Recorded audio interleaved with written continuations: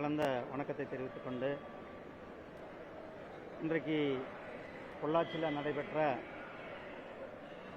திரு உடுமலை ராதாகிருஷ்ணன் அவர்களுடைய குடும்ப விழாவில் நானும் நம்ம பாரதிய ஜனதா கட்சியினுடைய மாநில தலைவர் மரியாதைக்குரிய திரு நயினார்ஜி அவர்களும், சட்டமன்ற உறுப்பினர் மரியாதைக்குரிய திருமதி வானதி சீனிவாசன் உள்ளிட்ட பாரதிய ஜனதா கட்சி நிர்வாகிகள் கலந்து கொண்டு இந்த நிகழ்ச்சியிலிருந்து இங்கு வந்து நேராக உங்களை சந்திக்கிறோம்.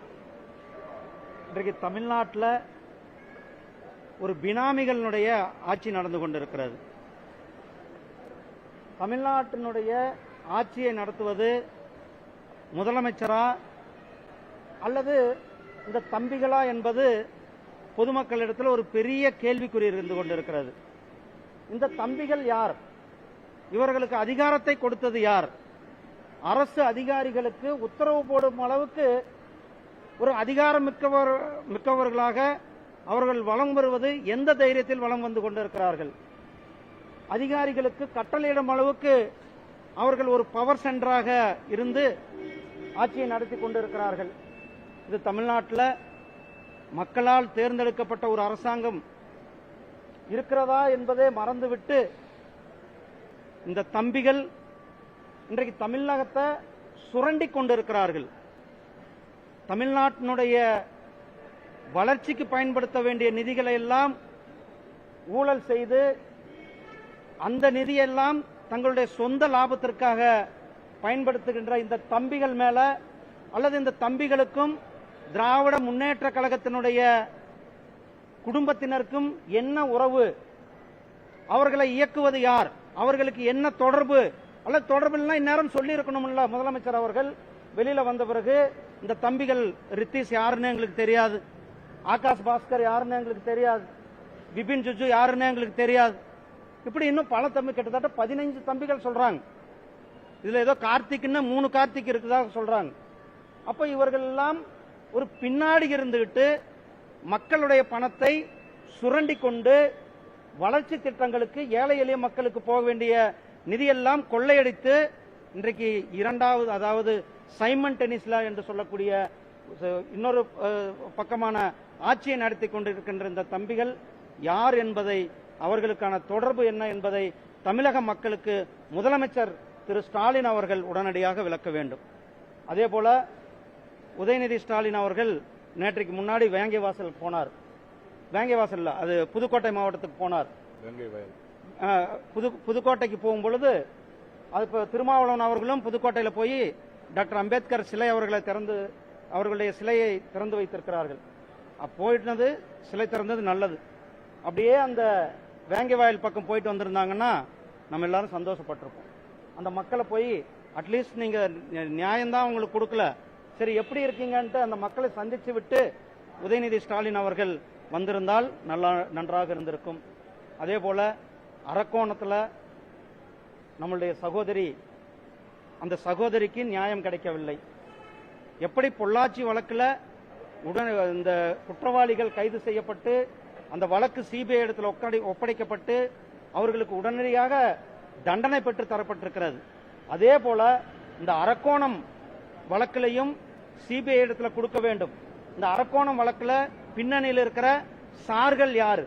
பார், தமிழ்நாட்டில் எப்படி ஒன்னு சார்கள் ஒரு பக்கம் சீரழித்துக் கொண்டிருக்கிறார்கள் சகோதரிகளை, இன்னொரு பக்கம் தம்பிகள் மக்களுடைய பணத்தை சுரண்டி கொண்டிருக்கிறார்கள். இப்படிதான் இன்றைக்கு சார்களுடைய ஆட்சியும் தம்பிகளுடைய ஆட்சியும் நடந்து கொண்டிருக்கிறது. தமிழ்நாட்டில் ஒரு வெட்கப்பட வேண்டிய ஆட்சி திராவிட முன்னேற்ற கழகத்தில் ஆட்சியானது நடந்து கொண்டிருக்கிறது.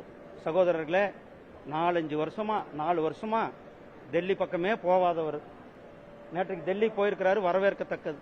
இதை 4 வருஷத்துக்கு முன்னாடியே போயிருந்தா நீ தமிழ்நாட்டினுடைய வளர்ச்சிக்கு தேவையான நிதிகளை பெற்று தமிழ்நாட்டினுடைய தேவைக்கான திட்டங்களை பெற்றிருந்தா இன்னும் தமிழ்நாடு வேகமாக முன்னேறி இருக்கு.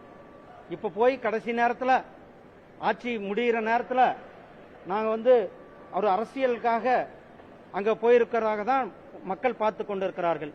இதை 4 வருடமா சின்னதுக்கெல்லாம் கூட நாங்க எல்லாருமே உங்களுக்கு தெரியும், சின்ன விஷயத்தை கூட அது அரசியலாக ஆக்கினார்கள். கடந்த 4 ஆண்டுகளாக தமிழ்நாட்டினுடைய வளர்ச்சியை பற்றியோ தமிழ்நாட்டினுடைய மேம்பாடு பத்தியோ கொஞ்சம் கூட அக்கறை இல்லாத ஒரு அரசாங்கம் தான் இங்க நடந்தது. ஒரு சின்ன உதாரணம், பாக்ஸ்கான் நிறுவனம் வந்து இங்க வர வேண்டிய நிறுவனம். ஆனால் அந்த நிறுவனம் இங்க வராம உத்தரப்பிரதேசத்துக்கு போயிருக்கிறது. அப்போ இவர்களுடைய செயல் திறனற்ற தன்மையினால, இவர்கள் சரியான முதலீடுகளை கொண்டு வர தவறியதனால, சரியான நிறுவனங்களுக்கு அவர்கள் வந்து அந்த ஊக்கமளிப்பு கொடுக்காதனால பல நிறுவனங்கள் தமிழகத்திலிருந்து வெளிநாடுகளுக்கு போவதனால தமிழ்நாட்டினுடைய வருமானம் போச்சு, தமிழ்நாடு மக்களுக்கு கிடைக்கின்ற வேலை வாய்ப்புகள் போகுது.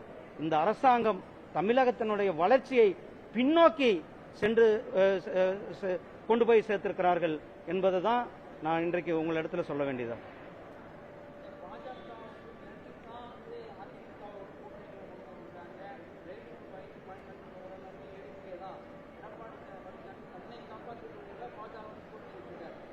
பாரதிய ஜனதா கட்சி, அதிமுகவினுடைய தேசிய ஜனநாயக கூட்டணி, திமுகவை விரட்டியடிக்கின்ற கூட்டணி. திமுக என்ற இந்த அரக்கனை, திமுக என்ற இந்த ஊழல் பெருச்சாலியை வீட்டுக்கு அனுப்புவதற்காக மக்கள் விரும்புகின்ற கூட்டணியாக இந்த கூட்டணி உருவாகி இருக்கிறது.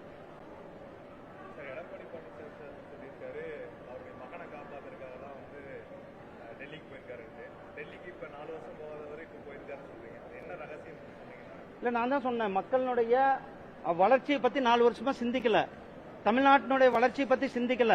இப்ப வந்து ஆட்சி முடிய போகுது. இந்த ஆட்சி முடிகிற நேரத்தில் ஒரு அரசியல் ஸ்டண்டாக கூட தான் இருக்கலாம் இது. ஆனா நான் வரவேற்கிறேன். கடைசி நேரத்திலேயாவது போய் மத்திய அரசாங்கத்தோட ஒரு இணக்கமாக நீங்க வந்திருக்கிறீங்களா என்பது ஒரு வரவேற்கத்தக்க. ஆனால் இதை 4 வருஷத்துக்கு முன்னாடியே செஞ்சிருந்தா இன்னும் திட்டங்கள் அதிகமாக வந்திருக்கும். தமிழ்நாட்டினுடைய வளர்ச்சி 2 மடங்கு இன்னும் அதிகமாக இருந்திருக்கும்.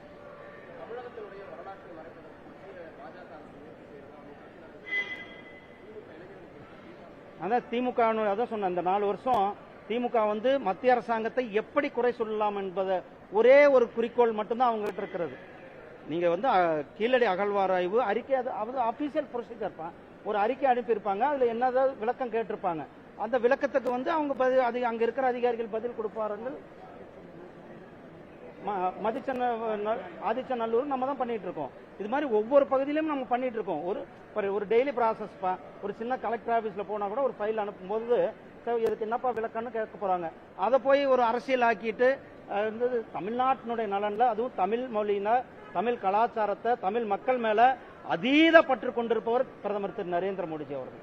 கடந்த 11 ஆண்டுகள்ல தமிழ்நாட்டினுடைய வளர்ச்சிக்காக மட்டும் கிட்டத்தட்ட 12 லட்சம் கோடி ரூபாய் பிரதமர் அவர்கள் கொடுத்திருக்கு. இதே நம்ம இந்த ஏர்போர்ட்டினுடைய வளர்ச்சிக்கு நிதி ஒதுக்கப்பட்டிருக்கிறது. அதே மாதிரி கோயம்புத்தூர் மட்டுமல்ல, திருச்சிராப்பள்ளி விமான நிலையம், சென்னை விமான நிலைய விரிவாக்கங்கள், தூத்துக்குடி விமான நிலையம், அதே போல வந்தே பாரத் ரயில்கள், இப்படி தேசிய ஹைவேக்கள், இப்படி தேசத்தினுடைய தமிழ்நாட்டினுடைய ஒட்டுமொத்த வளர்ச்சியும் அதிகமான வளர்ச்சி பெற்றிருக்குன்னா பிரதமர் திரு நரேந்திர.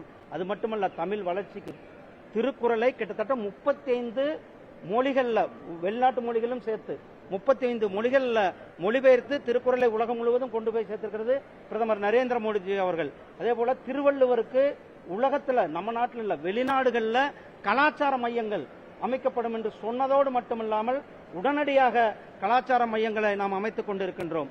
அதே போலதான் பாரதியாருக்கு இங்கிருந்து காசியில பனாரஸ் இந்து யூனிவர்சிட்டியில பாரதியாரனுடைய பெயர்ல இருக்கையை நாம் அமைத்து இருக்கிறோம். காசி தமிழ் சங்கமம் நடத்தி இருக்கிறோம். இப்படி தமிழுக்கு, தமிழ் கலாச்சாரத்திற்கு அதிகமாக பெருமை சேர்ப்பது நம்ம ஜல்லிக்கட்டுக்கு தடையை நீக்கி ஜல்லிக்கட்டை கொண்டு வந்தது யார்? பிரதமர் திரு நரேந்திர மோடிஜி அவர்கள் தான்.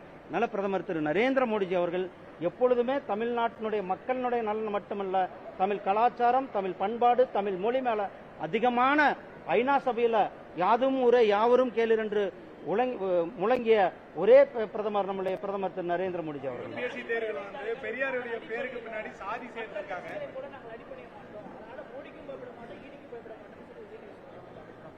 என்னது?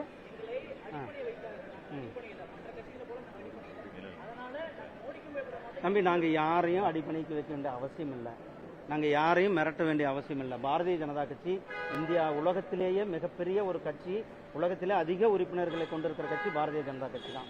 பாரதிய ஜனதா கட்சி இன்னைக்கு தேசிய ஜனநாயக கூட்டணி இந்தியாவில் கிட்டத்தட்ட 80% மேல மாநிலங்களை ஆட்சி நாங்கள் செய்து கொண்டிருக்கின்றோம். 3வது முறையாக வரலாற்று சிறப்புமிக்க ஆட்சியை நடத்தி கொண்டிருக்கின்றார் நம்முடைய பிரதமர் திரு நரேந்திர மோடி. அதனால் நாங்கள் யாரையும் மிரட்ட வேண்டிய அவசியம் இல்லை, எந்த அவசியம் கிடையாது.